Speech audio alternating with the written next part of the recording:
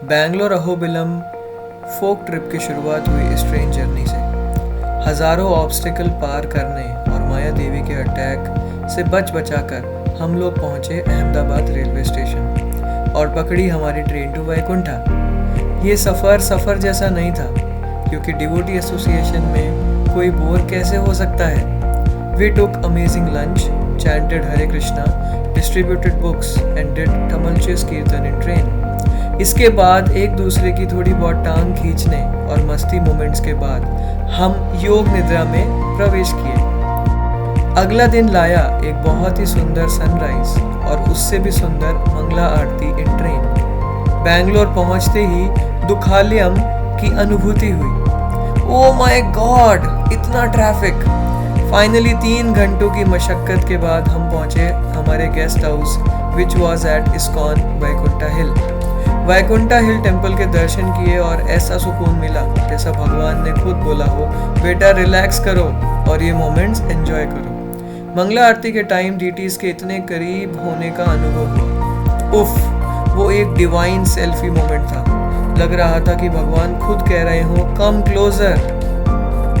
फिर हम निकल पड़े हरे कृष्णा हिल के लिए। सच में डिवोटीज के साथ मेंटल स्ट्रेस और सोशल एंजाइटी आपसे कोसों दूर रहती हैं। हरे कृष्णा हिल के दर्शन के बाद we took prasadam and attended personal association of IITian turned monk and Padmashri awardee His Grace Madhu Pandit Prabhu का। शाम में था 31st ईव का इवेंट, जब पूरी दुनिया क्लब्स में डीजे वाले बाबू के साथ थी। हम सब भक्तों के साथ न्यू ईयर मना रहे थे। हमने दबा के फीस्टिंग की। मैं और मेरे फोक मेट्स उनके बारे में सोच कर हंस रहे थे जो बोलते हैं कि prasadam means only khichdi. It was a solid 20 course menu. So गले तक प्रसादम दबाने के बाद हम पहुंच गए डांस फ्लोर पे। मिडनाइट पे कीर्तन की एनर्जी इतनी हाई थी कि सब झूम उठे। Just have a glimpse of it. अगले दिन सुबह बैंगलोर का ट्रैफिक का आशीर्वाद लेते हुए हम अहोबिलम की तरफ निकल पड़े।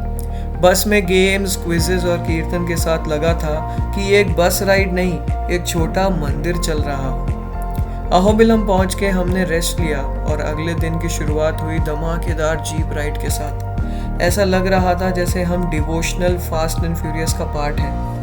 एक तरफ जंगल और चैंटिंग और दूसरी तरफ जीप की जोर जोर से मचती आवाज। एडवेंचर फुल पार। जंगल के बीच डिटॉक्स का असली मजा था।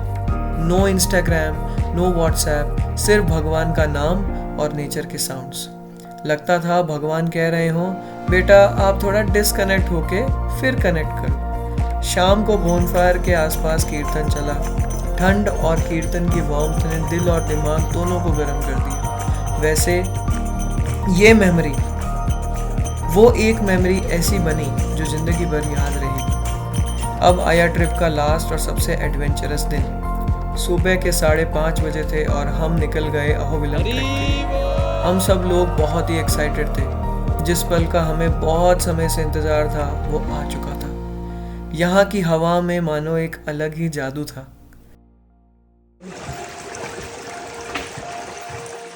आसपास का high rise hill area, waterfall की बैकग्राउंड में आवाज और सुबह की ठंड ने हमारे एक्साइटमेंट को और बढ़ा दिया था।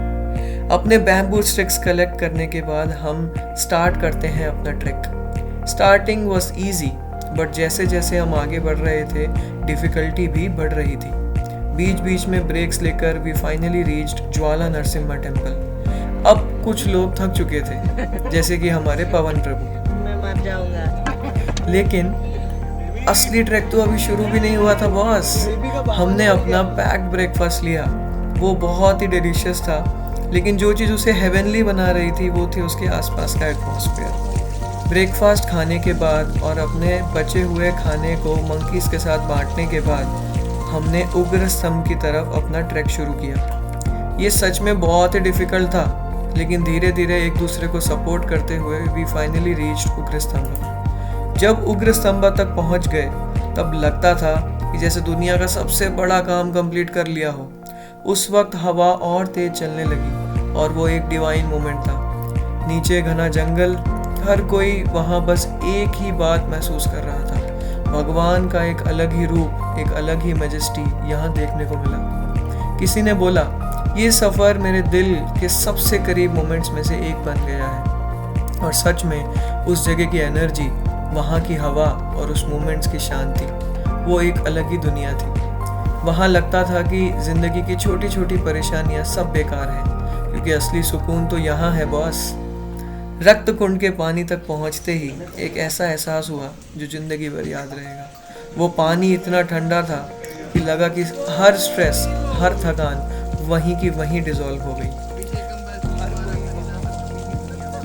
जैसे उस कुंड का पानी सबके दिल और दिमाग के अंदर की सारी नेगेटिविटी वॉश कर रहा हो। फिर ट्रैक के बाद प्रसादम का स्वाद लेना जैसे एक परफेक्ट फिनाले था। साउथ इंडियन खाने का यार मज़ा ही अलग है। और सच में हर बाइट उस सफ़र की एक मेमोरी को और स्ट्रॉन्ग कर रहा था। ऐसा लग रहा था कि ये ट्रिप हमें सिर्फ एडवेंचर के लिए नहीं, एक इनर ट्रांसफॉर्मेशन के लिए डिज़ाइन की गई थी। अहोबिलम की बाकी टेम्पल्स कवर करने के बाद हमने थोड़ा रेस्ट लिया और निकल गए रेलवे स्टेशन के लिए। हमारी ट्रिप यहाँ एंड हो रही थी। सब यही सोच रहे थे कि फिर से वही डेली रूटीन फॉलो करना पड़ेगा। ये 4 दिन कैसे निकले किसी को नहीं पता था। वो हवा, वो रॉकी पाथ्स, वो डिवाइन मोमेंट्स, सब कुछ एक ड्रीम जैसा लग रहा था। और वो ड्रीम हमेशा हमारी यादों में जिंदा रहेगा। अगली ट्रिप के लिए तैयार रहो दोस्तों, क्योंकि जो सुकून और जो प्यार डिवोटी एसोसिएशन और भक्ति में है, वो दुनिया में और कहीं नहीं मिलता। हरे कृष्णा।